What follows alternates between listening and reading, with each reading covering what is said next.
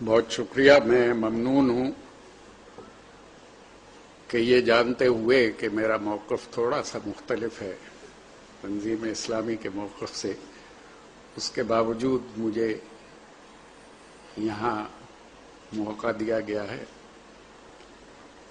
اور یہ ایک بہت اچھی روایت ہے، اور میں سمجھتا ہوں کہ اس سے علم میں بڑھاوا ہوتا ہے. مختلف نقطۂ نظر کو سننے سے، اس پہ غور کرنے سے اور اس پہ گفتگو کرنے سے مکالمہ جاری رہنا چاہیے. ابھی میرے محترم سینئر کولیگ ڈاکٹر ظہور اظہر یہاں بات کر رہے تھے، بہت تفصیل سے انہوں نے بات کی، جس کو انہوں نے مختصر کہا. اس میں انہوں نے جتنی باتیں کی ان سب کا تعلق آج سے 1000، 1200، 800، 900 سال پہلے کی تاریخ سے ہے. ہمارا مسئلہ آج کا ہے، 2006 کا اور آنے والے وقت کا، 21ویں صدی کا. سوال یہ پیدا ہوتا ہے، جو کچھ ڈاکٹر اظہر صاحب کہہ رہے تھے، اگر اس پر غور کریں آپ، کہ اگر ہم اتنے آگے تھے اور اتنے سرفراز تھے تو آج ہم اتنے پیچھے کیوں ہیں؟ غور طلب مسئلہ یہ ہے کہ اس وقت کیا وجوہ تھی جس کی وجہ سے آگے ہو گئے تھے، اور آج کیا وجوہ ہیں جس کی وجہ سے ہم دنیا میں سب سے پیچھے ہیں.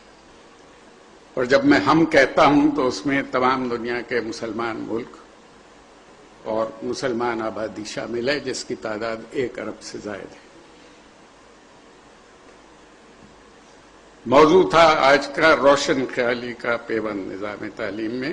ظہور اظہر صاحب نے اس پہ صرف اس میں رقص اور موسیقی کا ذکر کیا، باقی روشن خیالی کا ذکر انہوں نے نہیں کیا. روشن خیالی کی اصطلاح ایک تو سیاسی ہے، جن معنوں میں آج کل استعمال ہو رہی ہے. جنرل پرویز مشرف صاحب نے کیونکہ استعمال کی ہے، تو وہ تمام لوگ جو جنرل پرویز مشرف کے مخالف ہیں یا ان کے انداز حکومت سے اتفاق نہیں رکھتے، ان کے خیال میں روشن خیالی کا نعرہ بھی ان کا ایک سیاسی نعرہ ہے، اور اس کی کچھ سیاسی وجوہ ہیں، کچھ ضروریات ہیں ان کی، جس کی وجہ سے انہوں نے وہ نعرہ لگایا ہے. میں ذاتی طور پہ روشن خیالی کو سیاسی نعرے کے حوالے سے نہیں دیکھتا. روشن خیالی ہر دور میں اس کی تحریک رہی ہے، اور وہی معاشرے آگے بڑھتے ہیں جو روشن خیال ہوتے ہیں، جو روشن خیالی کو اپناتے ہیں. اگر آپ روشن خیالی کو جنرل پرویز مشرف سے الگ کر کے دیکھیں یا آج کے سیاسی حالات سے الگ کر کے دیکھیں، تو آپ اس نتیجے پہ پہنچیں گے کہ کسی بھی معاشرے کی ترقی کے لیے، کسی بھی معاشرے کے سرفراز ہونے کے لیے اس کا روشن خیال ہونا ضروری ہے. جو معاشرے روشن خیال نہیں ہوتے وہ معاشرے ختم ہو جاتے ہیں، وہ معاشرے مٹ جاتے ہیں. ان کا حشر وہی ہوتا ہے جو دنیا میں تمام مسلمانوں کا ہو رہا ہے. روشن خیالی کا مطلب ہے وقت کی رفتار کو پہچاننا اور اپنے آپ کو اس کے مطابق چلنے کے قابل بنانے کو روشن خیالی کہتے ہیں. دنیا میں بے شمار روشن خیالی کی تحریکیں چلی. دنیا میں جتنے پیغمبر آئے وہ سب روشن خیال تھے. انہوں نے جو اس وقت کے ایگزسٹنگ معاشرے تھے ان میں جو خرابیاں تھیں، ان میں جو برائیاں تھیں، ان میں جو ایسی عادات و اطوار لوگوں میں آ گئی تھی جن کا بدلنا ضروری تھا، انہوں نے اس کو بدلنے کی جو تحریک شروع کی وہ اس دور کے گیون معاشروں میں کنٹمپریری حالات میں روشن خیالی کی موومنٹس تھی. یورپ میں روشن خیالی کی موومنٹ کی کئی تحریکیں چلی. سب سے بڑی تحریک جس کے رینیسانس کہتے ہیں، جس کے بعد سے یورپ ساری دنیا پہ حکومت کر رہا ہے یا کرتا رہا ہے، اس کی ابتدا 15ویں-16ویں صدی میں اس وقت ہوئی جب علم عام آدمی تک پہنچنے لگا.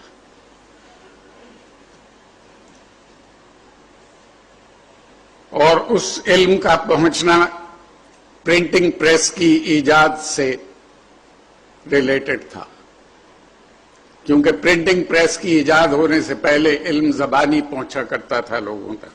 نئے خیالات، نئے آئیڈیاز، نئے فلسفے زبانی لوگوں تک پہنچتے تھے.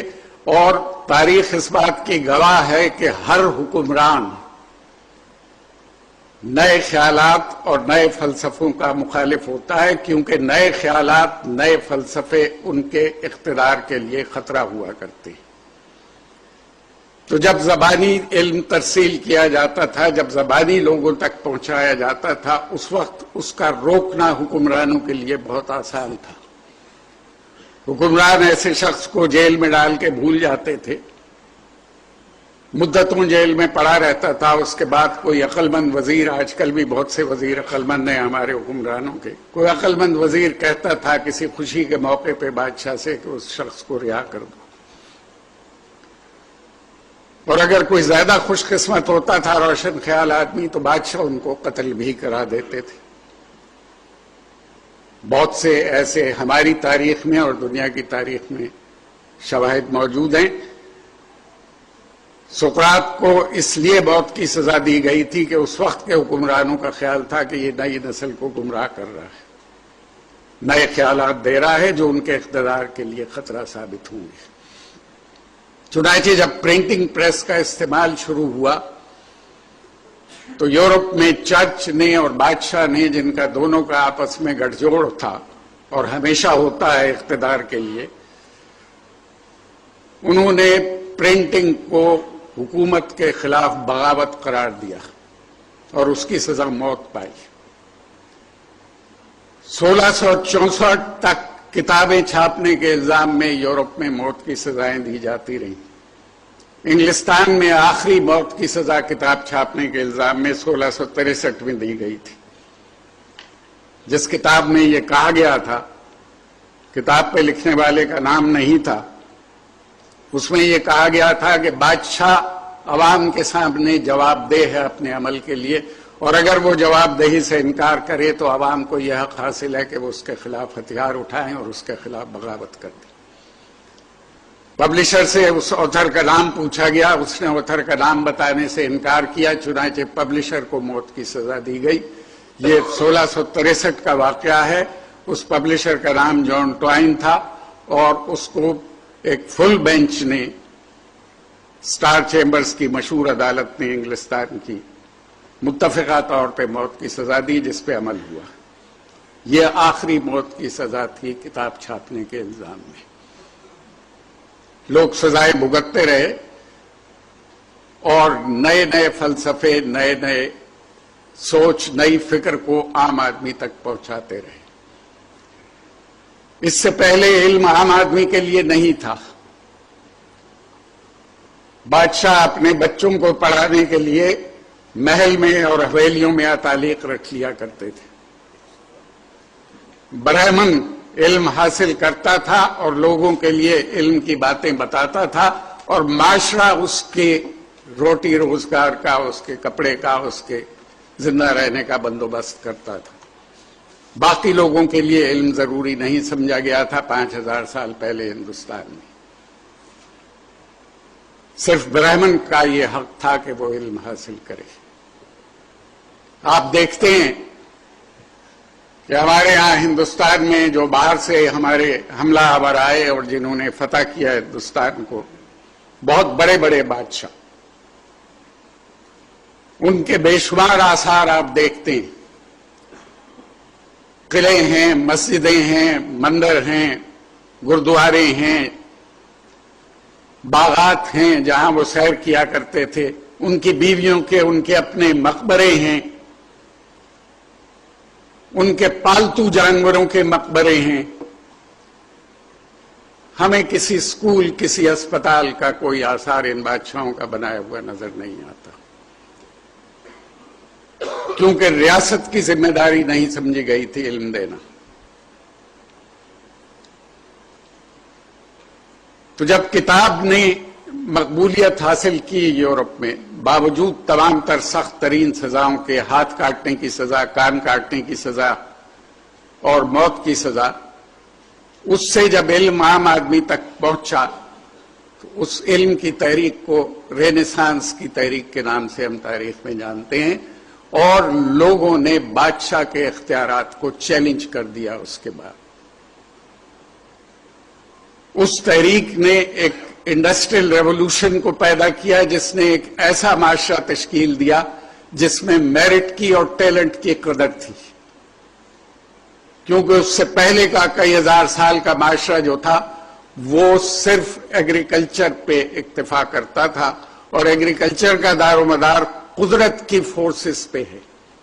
اگر بارش نہ ہو، خشک سالی ہو، ابھی ڈاکٹر ظہور اظہر فرما رہے تھے کہ جب بارش نہیں ہوتی، پانی کم ہوتا ہے تو اللہ تعالیٰ پانی دے دیتا ہے، تو جب بارش نہیں ہوتی، خشک سالی ہوتی ہے، تو ہم بھی اللہ تعالیٰ ہی سے دعا مانگتے ہیں نماز پڑھ کے۔ ہندو اپنے دیوتا کے سامنے پوجا پاٹ کر کے بارش کی دعا مانگ رہا ہے۔ ہم بارش کروا نہیں سکتے، ہم صرف دعا مانگ سکتے ہیں۔ اس لیے دعا مانگنے کے لیے کسی میرٹ اور ٹیلنٹ کی ضرورت نہیں ہوتی، لہذا اس معاشرے میں میرٹ اور ٹیلنٹ کو ریکگنائز نہیں کیا جاتا تھا۔ لیکن انڈسٹریل سوسائٹی میں، جس میں ہر پیسہ لگانے والے کا خیال یہ ہوتا ہے کہ اسے بہترین ٹیلنٹڈ لوگ ملنے چاہیے، جس نے کروڑوں روپے لگا کے فیکٹری بنائی ہے، یہ اس کے مفاد میں ہے کہ اس کے پاس بہترین انجینئر ہو، اس کے پاس بہترین میکینک ہو، اس کے پاس بہترین مارکیٹنگ مینیجر ہو، اس کے پاس بہترین سکلڈ مزدور ہو، یہ اس کا فائدہ ہے۔ لہذا بہترین لوگ خود بخود ریکگنائز ہو جاتے ہیں اور ان کو ان کی قیمت پوری ملتی ہے۔ جب لوگوں کو یہ احساس ہوا کہ ان کی ایکسپرٹیز، ان کی مہارت کتنی قیمتی ہے، تو انہوں نے بادشاہ کے اختیارات کو چیلنج کیا، اور اس طرح ایک نیا نظام وجود میں آیا۔ یہ روشن خیالی کی تحریک تھی۔ اس کے بعد جب ہندوستان کی سلطنت مسلمانوں کی پیچھے رہتے رہتے ختم ہو گئی، ڈس انٹیگریٹ ہو گئی، اور ایسٹ انڈیا کمپنی نے قبضہ کر لیا ہندوستان پہ، صرف 3000 سپاہیوں سے 22 کروڑ کے ہندوستان پہ قبضہ کر لیا۔ 1757 میں شروع کیا ہے ایسٹ انڈیا کمپنی نے۔ کیوں کامیاب ہوئے وہ؟ اگر آپ اکبر کے زمانے کے ہندوستان کو اس دور کے انگلستان سے کمپیئر کریں، ایلزابتھ اول اس دور میں حکمران تھی وہاں، تو وہ ہندوستان کے، اکبر کے ہندوستان کے مقابلے پہ ایک بیکورڈ اور جنگلی معاشرہ نظر آتا ہے ہمیں۔ اس دور کا انگلستان یورپ کے نقشوں میں نہیں دکھایا جاتا، اور اگر آپ ماہرین سے پوچھیں کہ انگلستان کا جزیرہ اس نقشے میں نہیں ہے، تو وہ یہ کہیں گے کہ اس کی اتنی اہمیت نہیں تھی، اور اتنا چھوٹا جزیرہ تھا کہ اس کو دکھانے کی ضرورت نہیں تھی۔